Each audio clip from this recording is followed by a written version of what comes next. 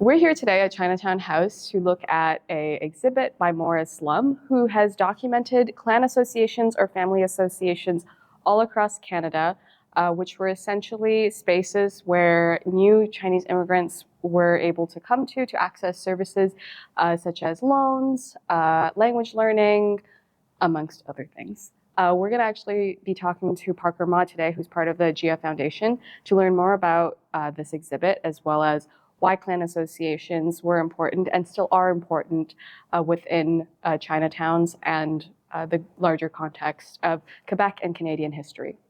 Hi, Parker. Hi. Can you just introduce yourself and your position at GF Foundation and a little bit about what you do? Yeah, I'm Parker Ma. I'm one of the co-founders of the GF Foundation, which is an organization that works to promote and preserve Chinatown's tangible and intangible cultural heritage through different community building activities, intergenerational activities, conferences, programming, different advocacy work that also we do.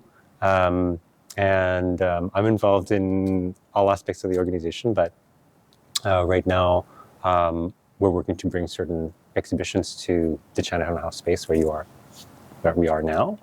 So we have a number of exhibitions lined up for the spring of 2024.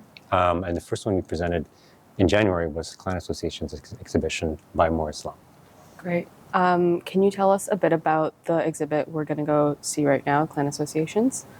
Yeah, so the Clan Associations exhibit is coming out of a body of work that Morris has been working on for the last 10 years, going around Turtle Island and visiting different Chinatowns, photographing them. Morris photographs all aspects of Chinatowns, including exterior and interior buildings and events.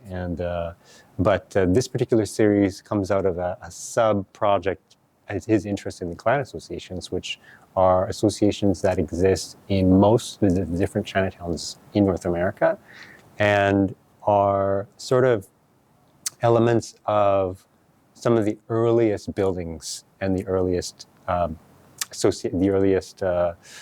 you could say organizations in China, social organizations in Chinatown.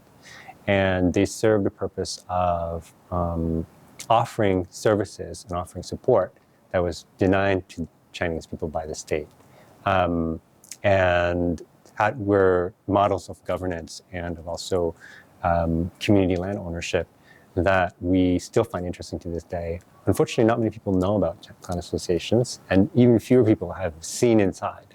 So Morris's photographs being all of interiors of clan associations is really interesting from a visual perspective, but also to see the different rituals and services that took place inside. Mm-hmm. Great. Let's take a look. Yeah. So if you can talk a bit about the history of clan associations, what was their purpose when they first started up in the early 1900s, and who were they for? How did people benefit from them? Absolutely. And clan associations are really vital parts of Chinatown's history because Chinatowns, in fact, were born out of necessity. Were born out of a population that was faced with systemic racism and discrimination. And Chinatowns represented a place of sanctuary and a place of safety for many early Chinese immigrants who were growing up in a very hostile environment, actually, hostile and xenophobic environment, particularly towards Chinese people, but also towards Japanese and brown people and, different people of color in general. Chinese people were targeted with certain laws that deprived them of rights and prevented them from moving up as citizens. They were denied the right to vote. They could not, for instance, apply to run for office. They could not, many of them could not access higher types of jobs, such as becoming doctors or lawyers. Obviously there was unspoken employment discrimination as well as social and, personal racism, everyday racism. So in this context, it's very hard, obviously, for new immigrants to come and install themselves. There was no social services to speak of at the time. So clan associations played an important role in being able to fill that void. Clan associations are associations that were built around a specific surname or clan, sometimes also a specific village of origin or region of origin. And occasionally there was clans that represented several different names that either came from a common ancestor or were related somehow. These are organizations that had their own governance structures, and they were already well established actually in southern China. Okay. So that model was already existing, and it was simply transferred to the diaspora environment in Chinatown and across North America. When clans had enough money, they would chip in and they would be able to purchase a building. And in the constitution of the association, it's written that they can't sell. So this will come into play a little bit later, but many clan associations own their buildings and they own the land. And they have since for 100 years. In Montreal's case, because Montreal's Chinatown never moved from its original footprint, it's still where it was when it first started. Unlike Toronto, for instance, Toronto moved. It used to be at Nathan Phillips Square. Right now it's at around Spadina, but it didn't used to be there. So clan association buildings in Montreal have always been here, and they played an important role to be able to provide services to their different clan members, such as you could come and find a job. Simple as that. You can get translation services. You could arrange for funeral to have somebody died, to have their ashes sent back to the homeland. You could get a letter written, because many people who came were actually illiterate. They could speak, but they couldn't write. They would dictate a letter, and people would type it out or write it out, and they would send it back. That type of service. Then there was also essential banking services. It was very hard, as you can imagine, for a Chinese person to get a loan back in the day, because who would give a loan to a Chinese person? First of all, there was racism. Second of all, they didn't have much capital because they were poor. So no bank would want to take a risk on giving a loan. So the clan associations had credit union services in which you were able to do your banking essentially and get loans. There was also a community lending system called the Buwei, which was very popular in the clan associations, in which everybody would give a certain amount on a regular basis every month, and then there would be payout at regular intervals. And this is a practice that's also seen in South Asia, in Africa. It's even in Middle East. It's the same thing. It's people contribute and they get a payout. So that also happened in the clan associations, and that practice is still going actually at the Hum Association. Clan association buildings were also innovative in the sense that they were multi-use. So in the ground floor, there was generally a retail space.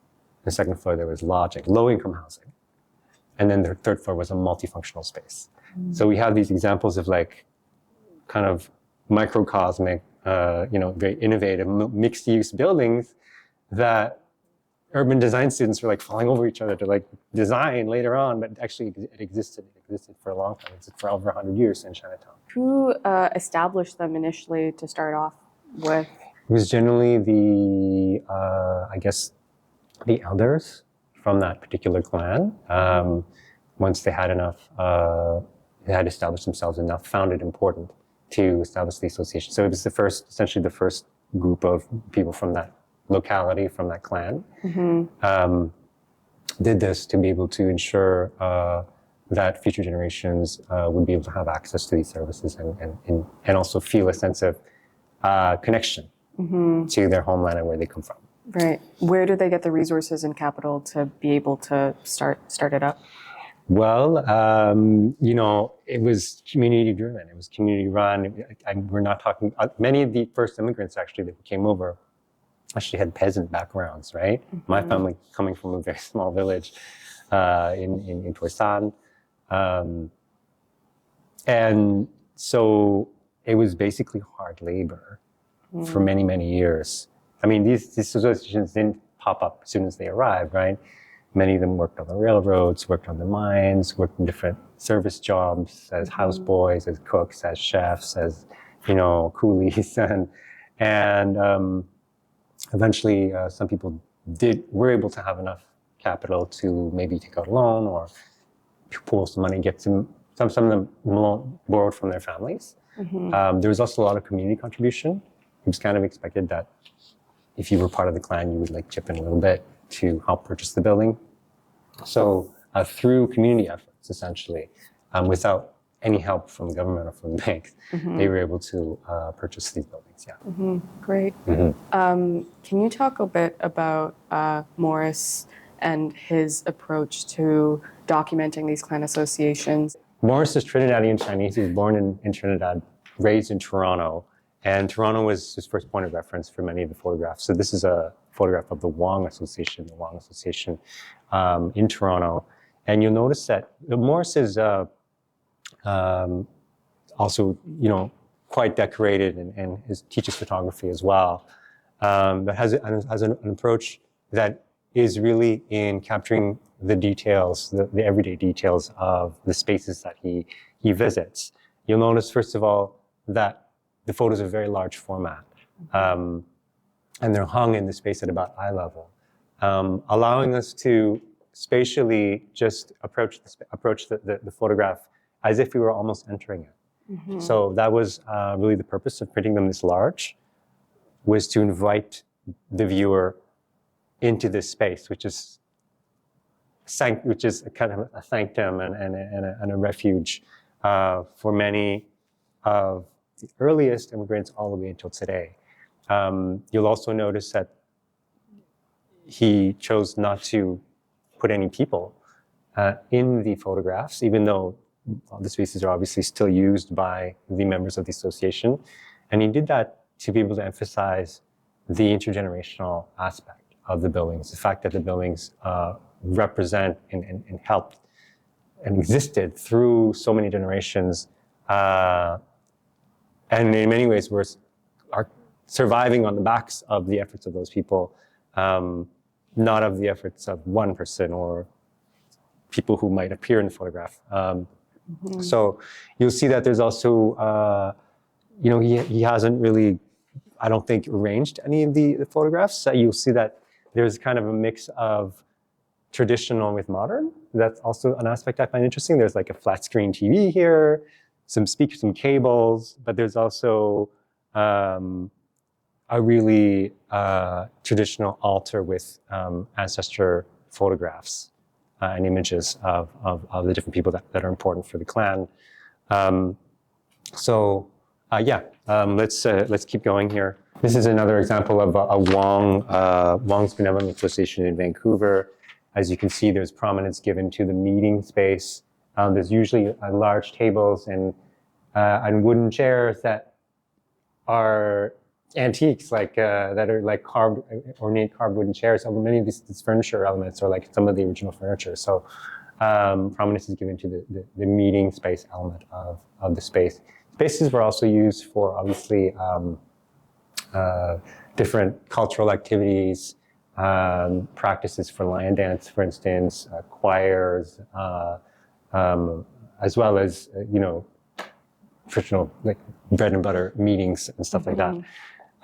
What are these spaces used for today? The spaces today are still used mainly for administration of the buildings, but also have some social and cultural activities in the buildings still. The aspect of services hasn't become less important in a certain sense due to the fact that many Chinese populations later on in the 50s and 60s started becoming more upwardly mobile and were able to, advance professionally, access loans, become successful, and many of them moved out also. With the decline of Chinatowns that started with urban renewal projects in the 60s and 70s, it was less attractive, I guess, to live in Chinatown, to raise your kids in Chinatown. Many of them moved to the suburbs, and that was the case also in Montreal. Many of them moved to Ville-Saint-Laurent, Côte-des-Neiges, Brossard, and get a larger house. And, I didn't necessarily need to need the services that clan associations once provided. But many of them are still used regularly, mostly on Sundays. Some of the Biwui lending activities are still going. Mahjong happening on the second floor usually. There is an aspect of also community, of keeping links with the lower queue and the people who are part of the clan. And so they are kept, they are used, but are they used to their full potential? I don't think so. And that's also what we're trying to bring to the attention of the public with this exhibition, is to try and say, okay, how can we reactivate these spaces? How can we reimagine clan association spaces so that they can be sort of brought in and be activated for the next generation? They're faced with a membership that's sort of aging. A lot of young people don't really want to get involved because they don't see the point. And so what's going to happen when those aging leaders, the aging leadership has moved on, and they have all this space that's being underutilized. So part of the impetus with this exhibition is to try and bring clan association leaders together in Montreal, right, to sit around the table and actually discuss what their future could be together. They haven't always seen eye to eye, so it's a challenge. But we hope by bringing this exhibition, and we did invite them to the launch and everything, to really talk about their importance, but also have them see themselves the necessity to plan for their own future. Great. This one's a Montreal one? Yes. So this is the Lee Association building in Montreal, and the inside of the Lee Association building, and this is just at the corner of De la Gauchetière and Saint-Aubin. This building is interesting because it was almost torn down after the completion of Palais des Congrès in the early 80s. Saint-Aubin used to be a small street, right? It used to be like Clark Street. And they're like, oh, well, to accommodate all the traffic, now that we built the convention center, we had to accommodate all the new traffic to the convention center, we need to widen Saint-Aubin. And so this resulted in another round of expropriations. And after Guy Favreau complex had just torn all of that space down and taken away churches and parks and school space for a Chinese community, while Saint-Urbain was widened, and Saint-Urbain, the businesses used to come up right to the sidewalk. So many of them had to be torn down. And the Lee Association building was almost torn down because it was sticking out too much into the street. And after community protest, it was saved. But if you notice, if you walk down Saint-Urbain Street, the sidewalk kind of goes like this. And that's why it does that, because this building was considered important enough to be saved. Unfortunately, it's still going. On this side, we have another Montreal interior. This is the Freemasons, the Montreal Freemasons, which is another organization that was quite important in welcoming early immigrants back in the day, particularly that was politically motivated. And so this is another interior that's interesting in the sense that, again, with the juxtaposition of modern and traditional, these sort of ornamentations and stuff, it's very interesting visually. The stage for many a speech, a meeting, a presentation. So yeah, one thing I can say also is that clan associations, unfortunately, are also, and this is reflected in the general societal model of China, but it's very patriarchal, and so this is no different. So many of them were run by men, were not as inclusive as women in their ranks. So that is one criticism that we have of clan associations. Yeah. I know in I think Morris's artist statement or just the general info about the exhibit, there's an emphasis on creating a sort of living archive of these clan associations. And just even looking at the pictures, it seems like they're so well preserved. Who are the people that do that work to keep them the way they are? Is it the people that own them? Yeah, well, each clan association is sort of like sort of like a nonprofit, and they have a board. They have a committee of people that pays, does the upkeep, pays the property taxes, and so on and so forth. Keeps it clean. So definitely, there are people who are still maintaining the buildings.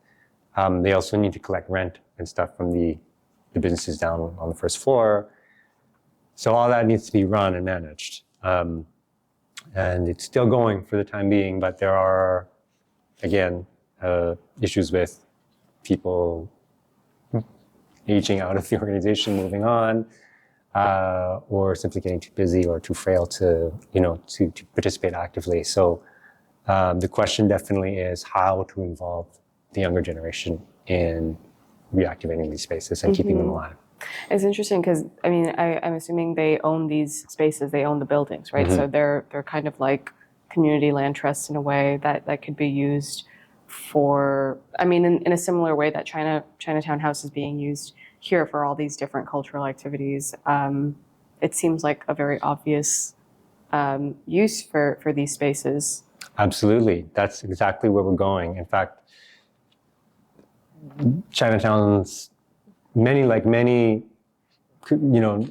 marginalized neighborhoods across North America, across Montreal, but specifically Chinatowns, because Chinatowns are often near the downtown areas of cities. So they're like very, very prime areas for real estate and face really high speculation pressures from the real estate market. And so one of the things, and we see that in Chinatown, we're seeing more and more empty storefronts, people being, mom and pop businesses being pushed out, rents being raised, as in everywhere in Montreal, but particularly in Chinatown. And what we're seeing is that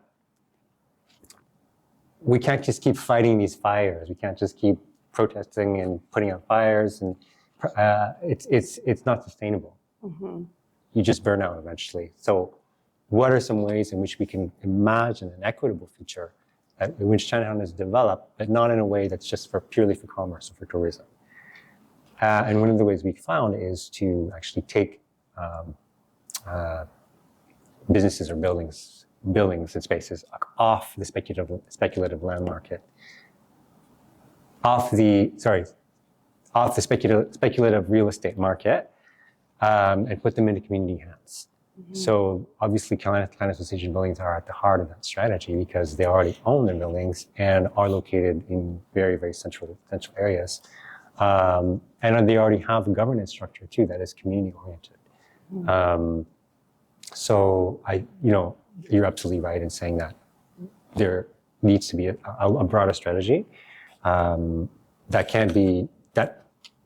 shouldn't be necessarily driven by us. It has to be driven by the city as well, mm-hmm. With consultation, of course, with the community. Mm-hmm. Mm. Great. So here we have the Lee Association in San Francisco, and what struck me here is like the wall of these are different plaques dedicated to ancestors that have passed, and it's quite elaborate. And very well kept. Obviously, there's this eye to respecting and honoring the legacies of people who come before. And so this is like a really beautiful example of that in this space. That's quite striking.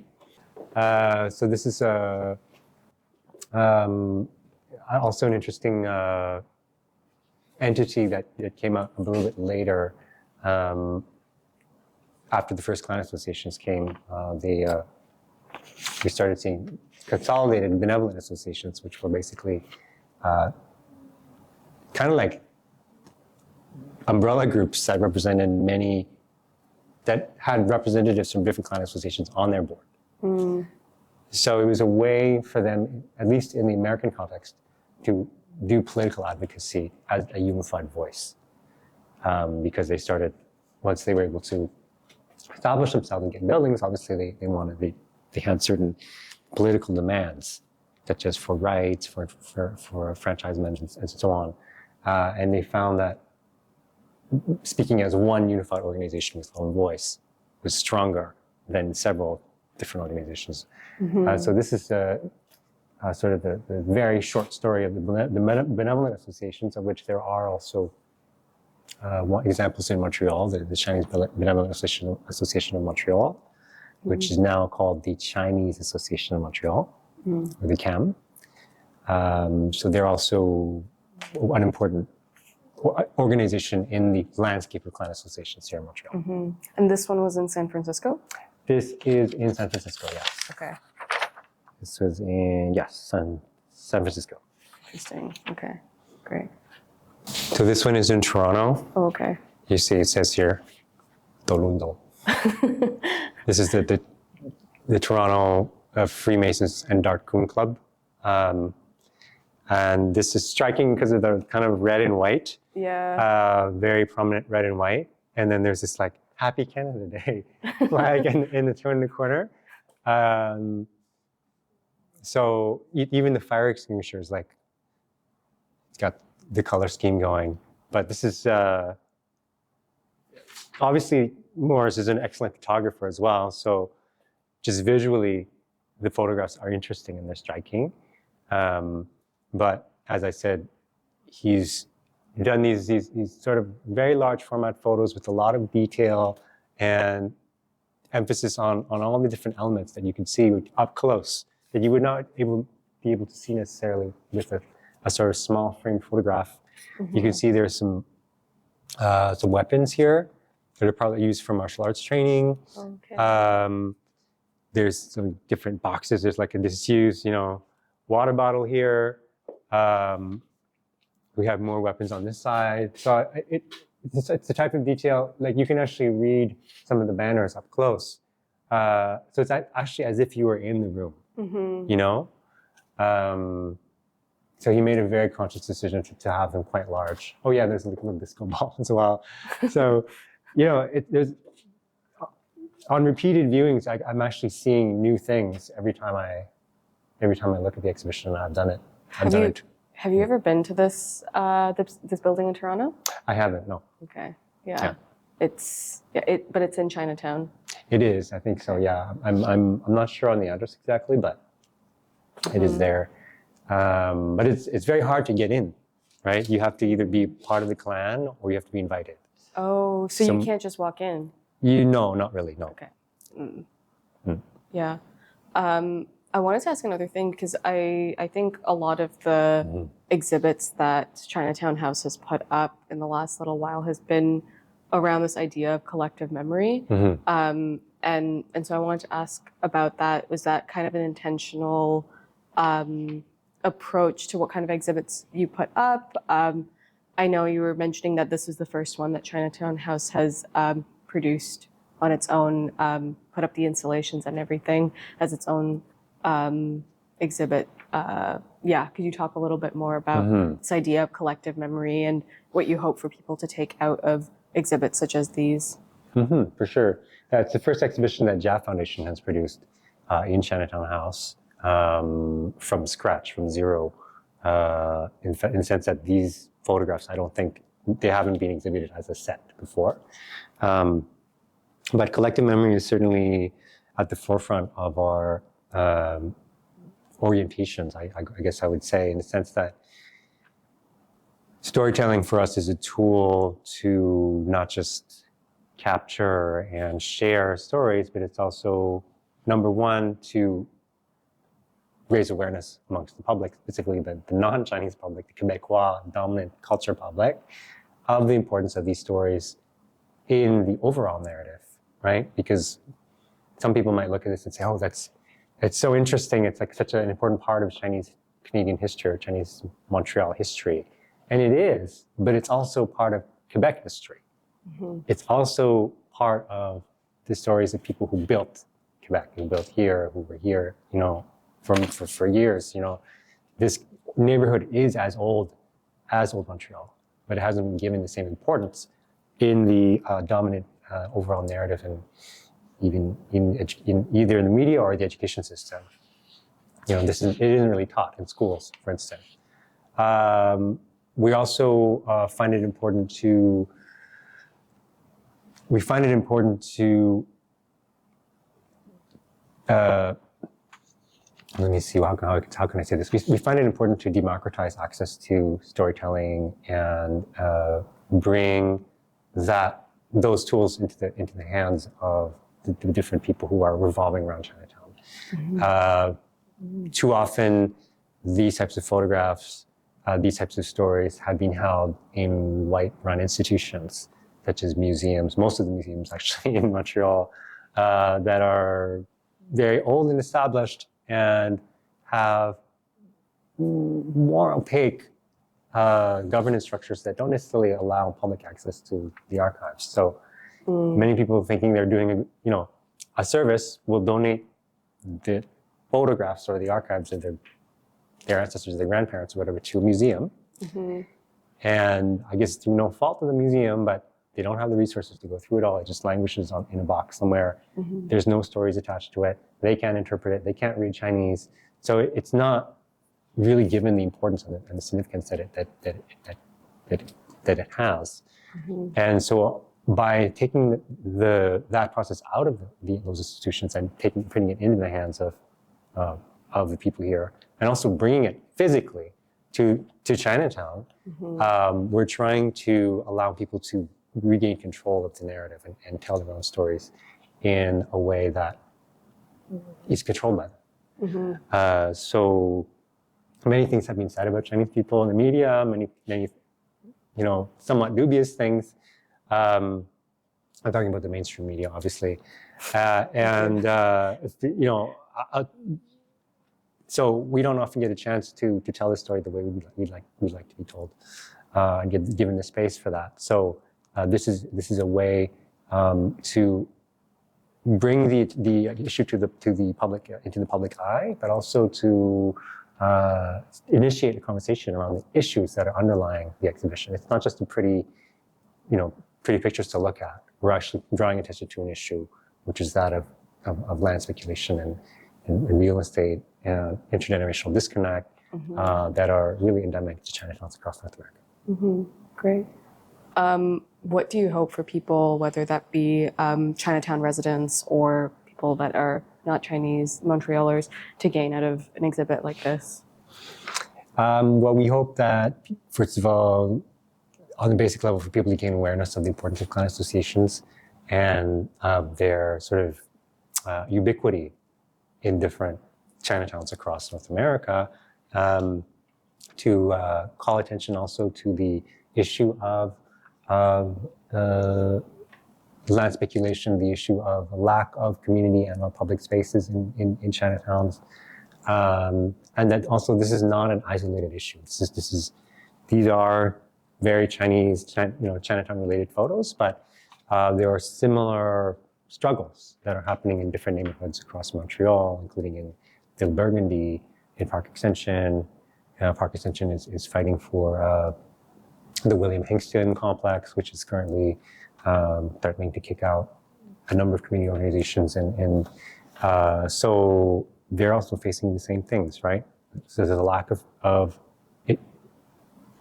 there's a lack of city support and municipal support, but there's also a lack of, I guess, will and a lack of consciousness as to the importance of these spaces.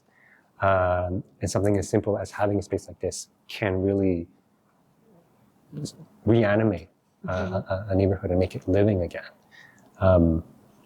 So that's what we're hoping with this exhibition. Right. As well as obviously helping client associations, bring them to the table, and imagining alternative futures for them. Right. And what are the hours and timings for people who want to come and see the exhibit? The information about that? I don't have them off the top of my head, but there are specific dates Okay. called open house dates that are listed on the website. There's one more in February, and there's 3 or 4 more in March, all or by appointment. You can contact us, and if it's if you want to visit outside of those hours, you can arrange for it. And is it by donation or? There's no cost. Okay. It's free. Okay. Yeah. Great. Thank you so much, Parker, for Thank you. your knowledge. Yeah.